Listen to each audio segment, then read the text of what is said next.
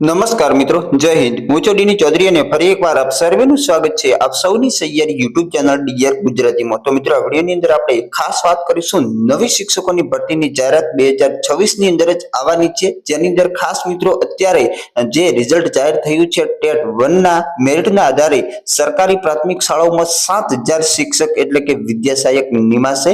જેની લાયકાત મિત્રો ટેટ 1 પાસ કરી હશે એ જ મિત્રો આની અંદર ફોર્મ ભરી શકશે અને જગ્યાઓ લગભગ અંદાજે 7000 જેટલી આવી શકે.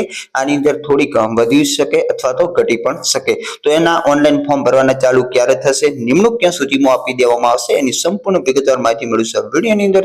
તો વિડીયો છેલ્લે સુધી જોતા રહેજો. ચેનલ પર ન હો તો સબસ્ક્રાઇબ કરી બેલ આઇકન પ્રેસ કરી દો એટલે આપણે નવા વિડીયોની નોટિફિકેશન મળતી રહે. સાથે સાથે હજી સુધી જો તમે ટેલિગ્રામ અને વોટ્સએપ ગ્રુપ જોઈન ના કર્યું હોય તો લિંક નીચે ડિસ્ક્રિપ્શન બોક્સમાં આપેલી છે, ત્યાંથી તમે એડ થઈ શકશો. તો ચાલો વિડીયો શરૂ કરીએ.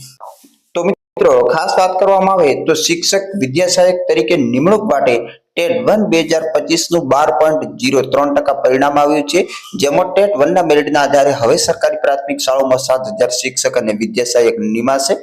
2023 ની ટેટ 1 ના 3.78% પરિણામની તુલનાએ 8.25% હાલમાં રિઝલ્ટ વધારે આવ્યું છે.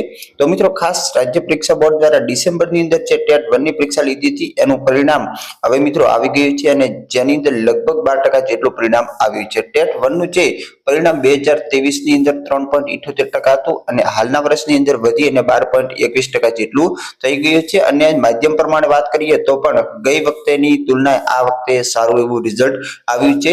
હવે મિત્રો, ખાસ આપણા વિડીયોની અંદર જે વાત કરી છીએ ભરતી માટેની, તો એની અંદર ટેટ 1 ની અંદર જે પણ વિદ્યાર્થીઓ કેટેગરીની અંદર આવતા હોય એમને 150 માંથી 82 ગુણ લાવવાના નક્કી થયા હતા. એ અને જે કેટેગરી વગરના હોય જનરલ ની અંદર 90 ગુણ નક્કી હતા. તો એની અંદર પણ સારા એવા વિદ્યાર્થીઓ પાસ થયા છે અને પાસ કેટલા થયા છે એ તમે માધ્યમ વાઇઝ અહીંયા જોઈ શકશો. કેટલા ટકા રિઝલ્ટ એ પણ અહીંયા જોઈ શકો છો અને 2023 ની વિગતો પણ અહીંયા આપેલી છે, તો એની અંદર તમે સરખામણી કરી શકો છો. હવે મિત્રો, ખાસ ભરતીની વાત કરવામાં આવે તો 6 મહિનામાં ભરતી પ્રક્રિયા શરૂ કરાશે. એટલે કે 6 મહિના અત્યારે મિત્રો ટાટ હાયર સેકન્ડરી આવવાની છે, એના પછી મિત્રો ખાસ ટાટ સેકન્ડરી આવશે, ટેટ 2 આવશે અને એના પછી ખાસ મિત્રો આની ભરતી પ્રક્રિયા શરૂ થશે.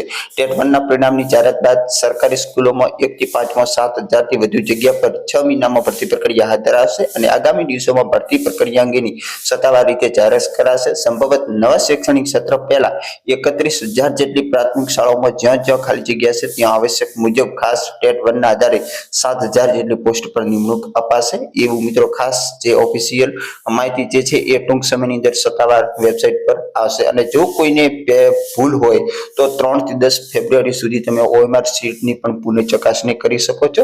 પુનઃ ચકાસણી માટે 100 રૂપિયા તમારી ફી પણ ભરવાની રહેશે અને જે પણ ભરતી બોર્ડ નિર્ણય કરશે એ અંતિમ નિર્ણય રહેશે. તો આ રીતનું જે છે એ છે. એના સિવાય ટેટ 1 નું જે પરિણામની વિગતવાર માહિતીની PDF આપણે ટેલિગ્રામમાં મૂકી દીધી છે, ત્યાંથી તમે જોઈ શકશો. ફરી મળીશું નવી અપડેટ સાથે નવા વિડીયોની અંદર. ત્યાં સુધી જય હિન્દ, જય ભારત. Thanks for watching.